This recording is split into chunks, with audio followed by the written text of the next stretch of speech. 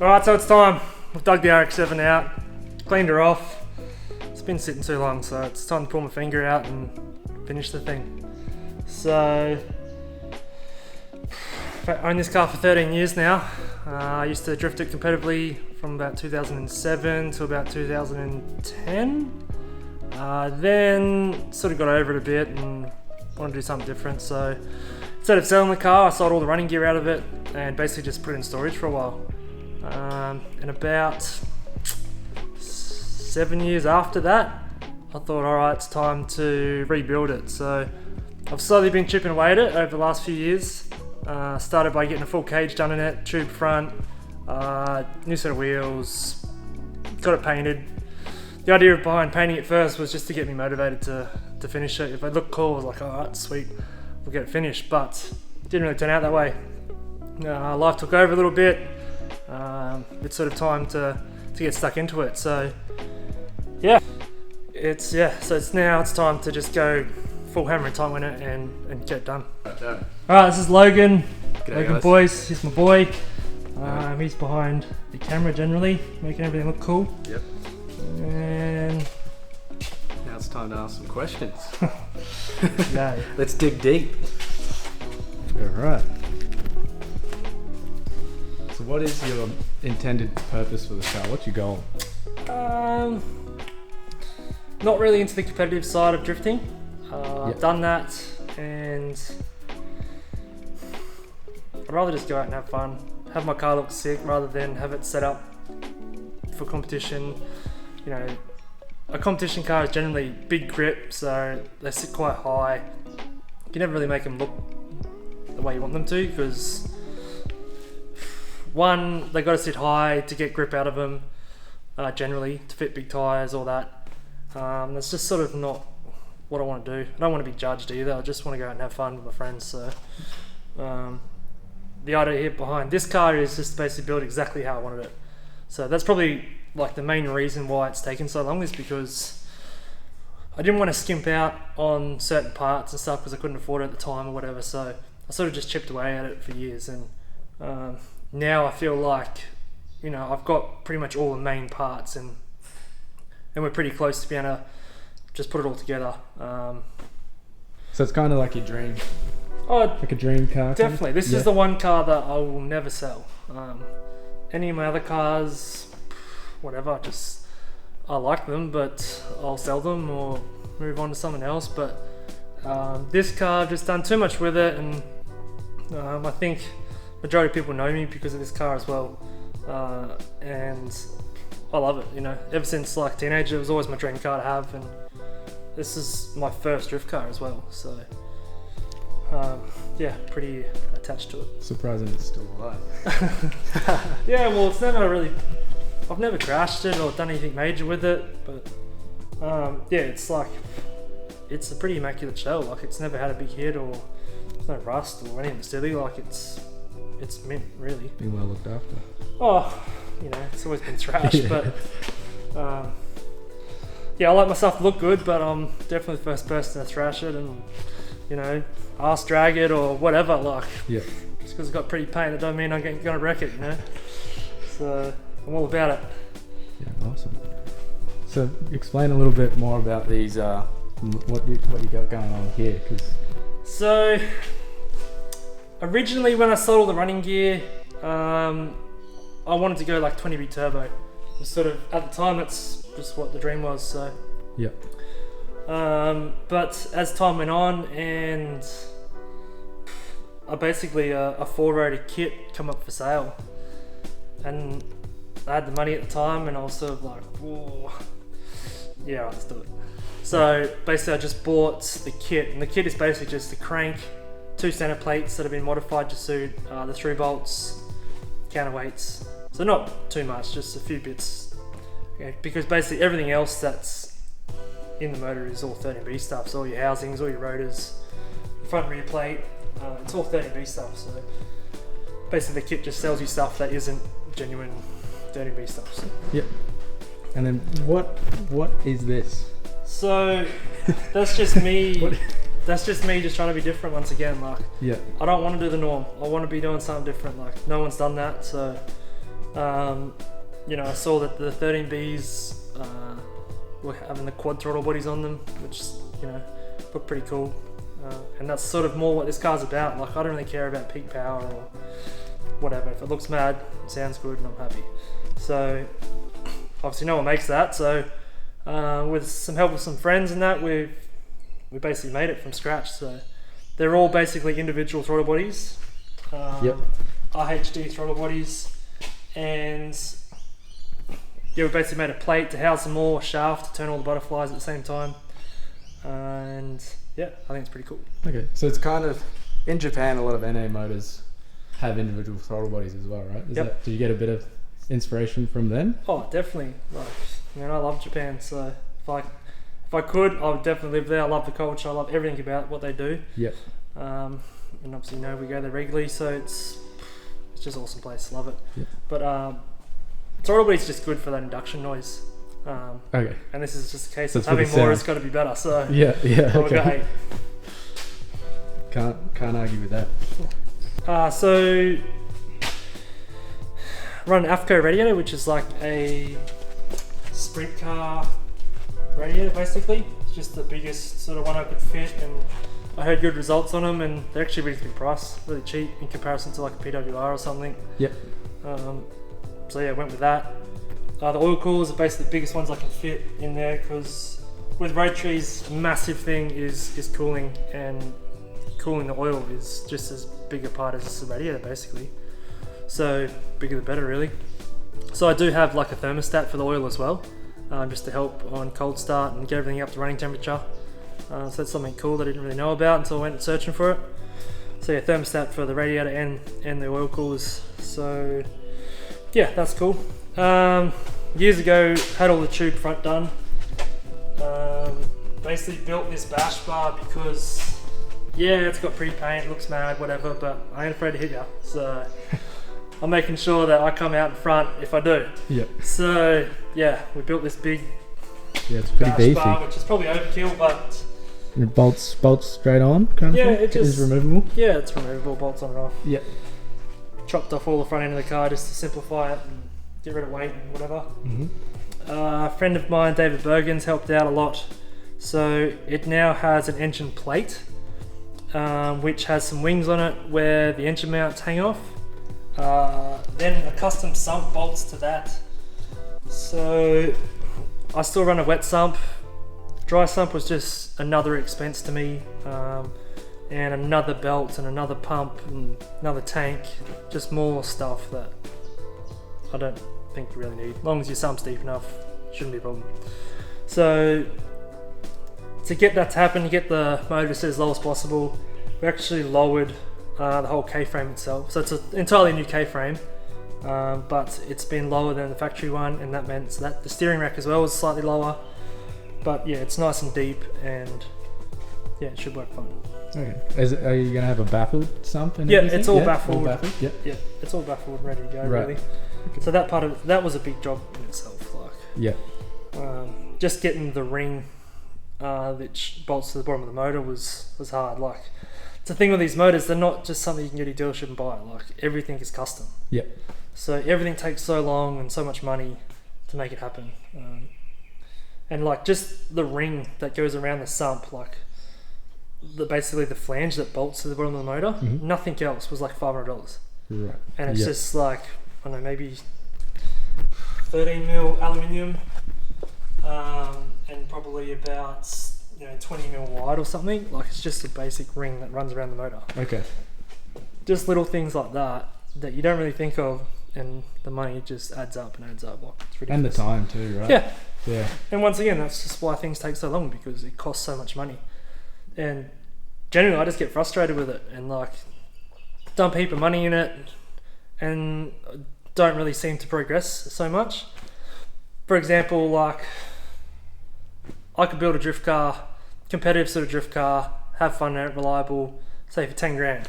But like one part on this car would cost 10 grand.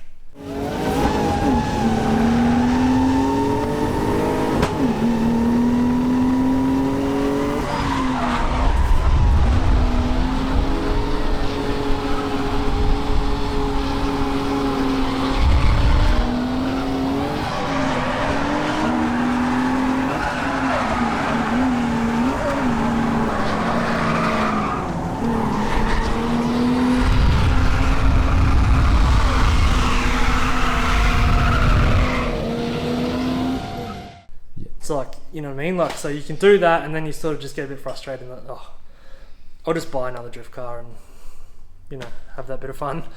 And then time goes on, you're like, oh, you know, spend a bit of money on it again, and it's the same thing happens again. It was just like a roller coaster, same thing over and over again. But slowly but surely we're getting closer to the end product. So You got a lot of colourful parts happening down here. yeah, mate. well, What's once going on? again, like, just want to be different.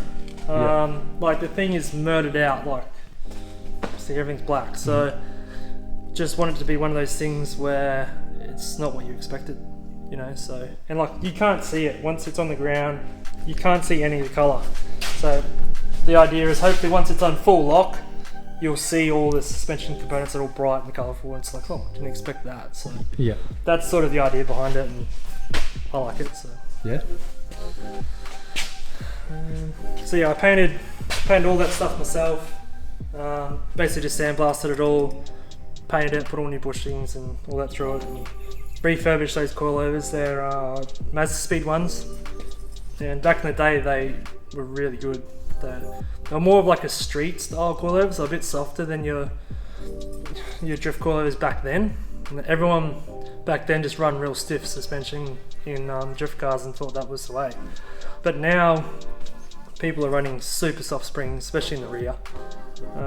Most guys are running like 6 kilo spring in the rear, and usually quite a firm one still in the front to try and get them to torque jack to load up that rear tyre. So they're good, like they're soft. I didn't see any point in replacing them. They're in really good condition, so I just basically refurbished them, and yeah, I think they'll do the job. Steering wise, I'm cut and shut for life. Like, I'm not keen on this Wisefab stuff. Basic reason is your car looks terrible as soon as you have to run that, because it pushes everything out so far. And once again, I'd rather this car look good than be a competitive drift car. So you got people like Nakamura and stuff that doing backwards entries, no dramas with cut and shut knuckles. So you know, it's not impossible.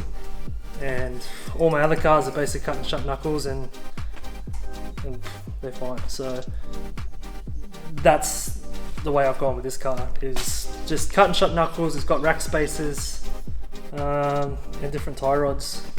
I haven't changed anything. It's just how it's been for 12 years, 13 years. So it'll stay that way.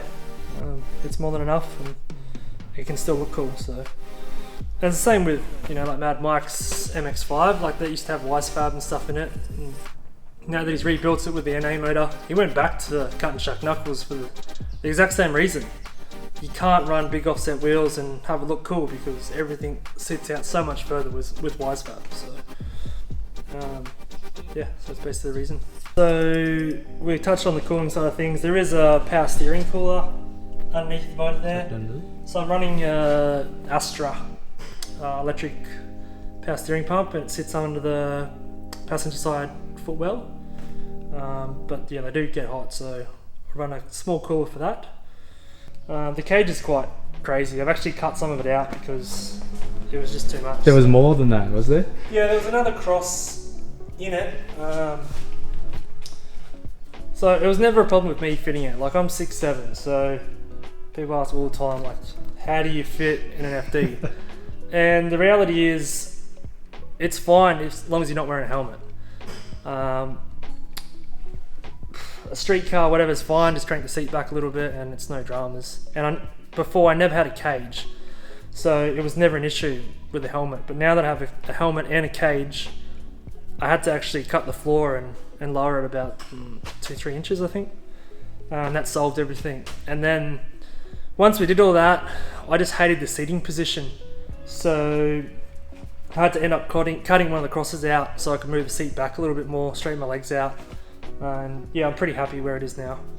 It had some NASCAR style intrusion bars on the side, so we've cut them out as well, just to make it a bit easier to get in and out of.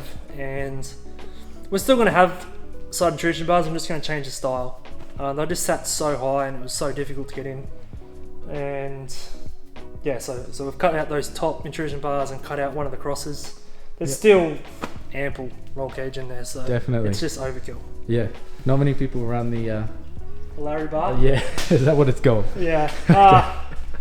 So at the time, the guy that did this cage, he was building supercar roll cages, like supercar roll cages and sprint car roll cages. Yep.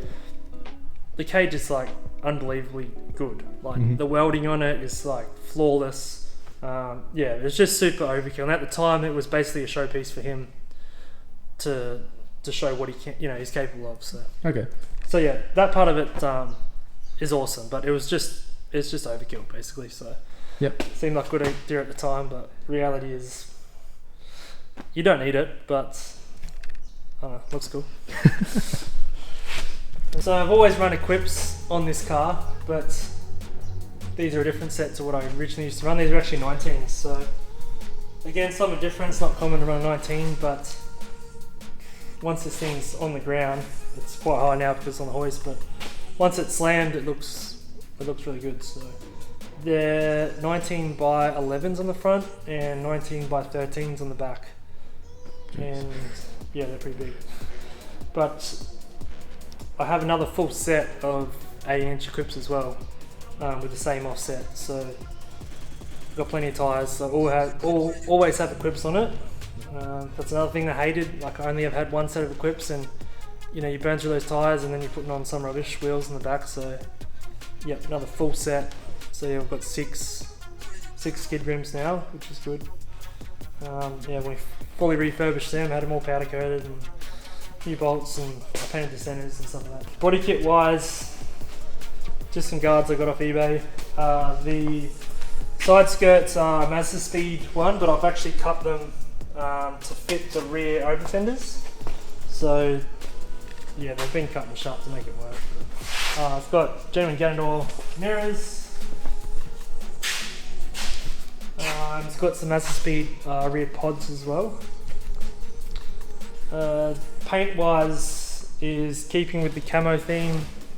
People that know me, this car used to be like bright green camo with some graffiti down the side of it, but I didn't want to step away from the camo too much, but I wanted a total different look. So this is actually like a ghost style camo that I come up with.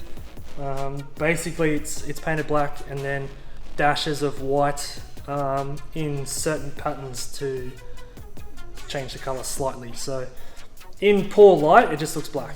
But as soon as you pull it out to the sun, it all sort of starts popping out and you really notice it. So it's exactly how I wanted it, really. Cool. Sweet. So yeah, interior wise, I made a mold off a standard dash and had a carbon one made out of it.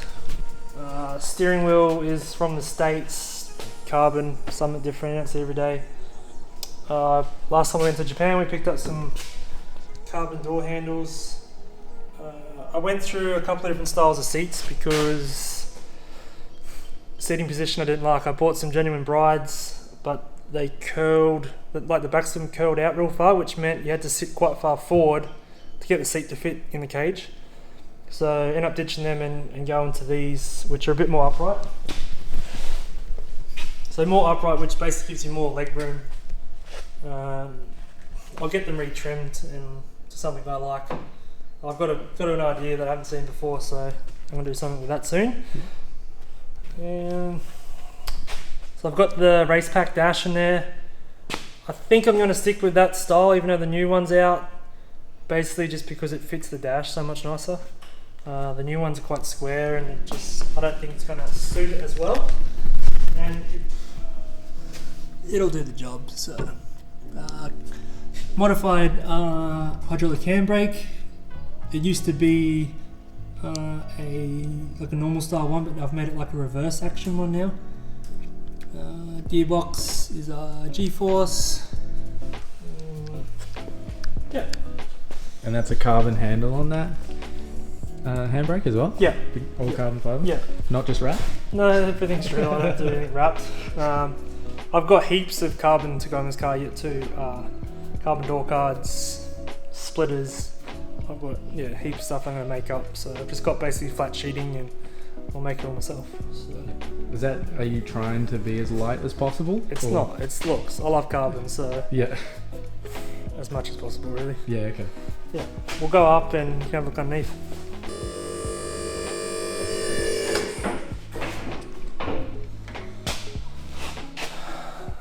Okay, so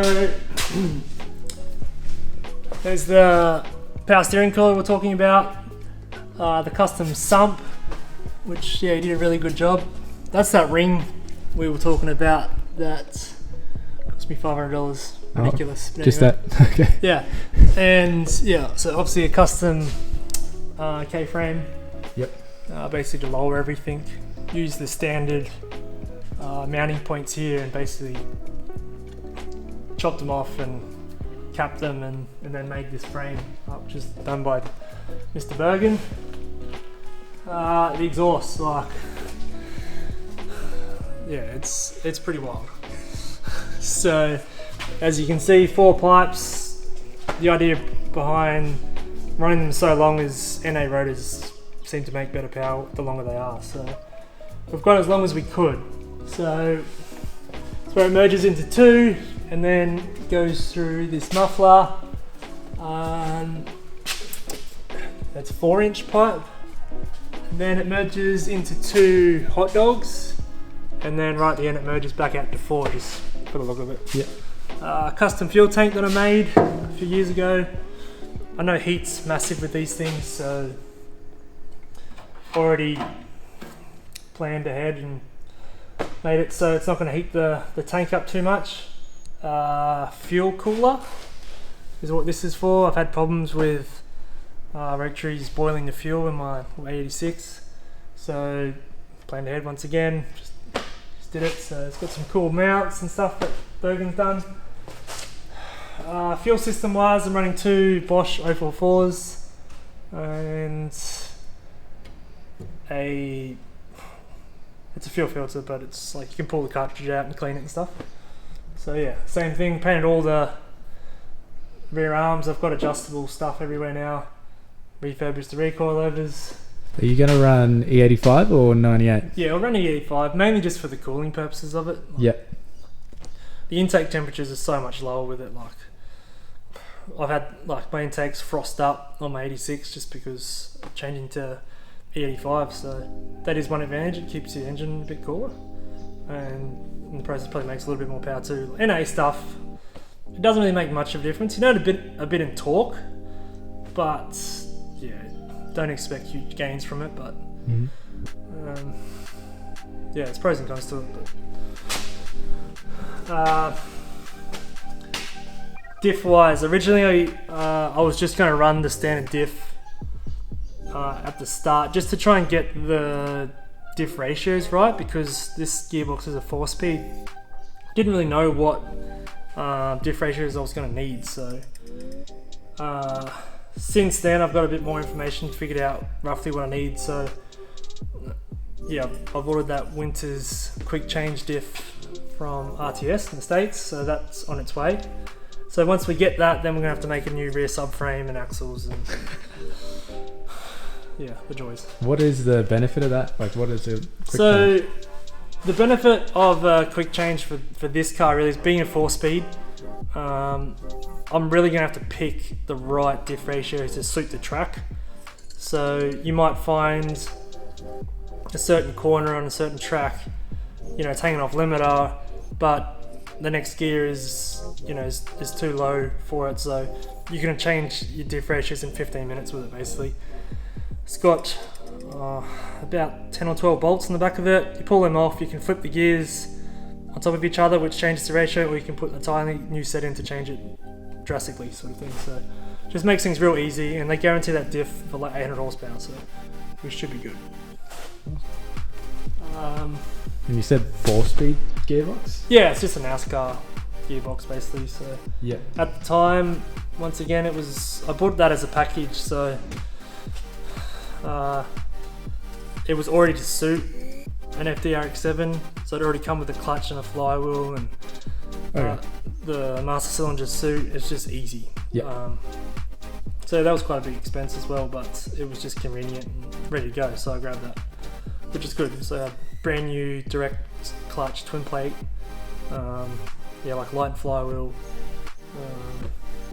The gearbox itself was like a reconditioned one from Milwaukee Transmissions or something like that in the States. So yeah, it's brand new again really, so refurbished. And it come with a tail shaft and everything to suit. So yeah, it was a good thing at the time. So handbrake wise, before I just used to have a hydraulic handbrake teed into the rear brakes, but this time I'm going to do it a bit different. I want to run twin caliper setup on the rear. So I have bought some FG Falcon like Brembo brakes. I'm hoping they will be pretty close to fit because they're the same stud pattern. So I've got the rotors and stuff as well. So I'm going to try and make them work. If they do, it'll be sick because I have Brembos on it. So I'll put the big ones on the front. Might even put just the factory front calipers on the rear. Make up some sort of plate is my idea, but we'll see what happens. But yeah, that's the path we're going anyway. Yeah, that's probably about it. So we should probably get stuck into it and actually do something. What's up next? What is the plan? Where do I start? Basically, I don't know. We'll just get started and see what happens. Got heaps of parts upstairs and at home and whatever. So whatever we grab first, I suppose we'll start working on. I think fuel system wise, we can get all that run. I want to tidy up. Now they've got a hoist, I want to just make the underneath side quite nice. There's where we did the custom floor pan for the seat. That all needs to be painted. Engine bay needs to be painted. Just basically clean it all up and make it nice. I've got to finish the exhaust. It needs like some springs on it to hold it all together because it's all slip joint. So I've got to do that. There's a million things, so we'll get started. Sweet. Yeah, so I'm going to make this a bit of a series for you guys. Like, people keep asking me what's going on with it, you know, what have you done, whatever, so now's your chance. So yeah, we'll try and film as much as we can and the progress that we make on it, let you guys know. And yeah, let us know what you think and what you want to see. If you like it, if you don't, watch someone else.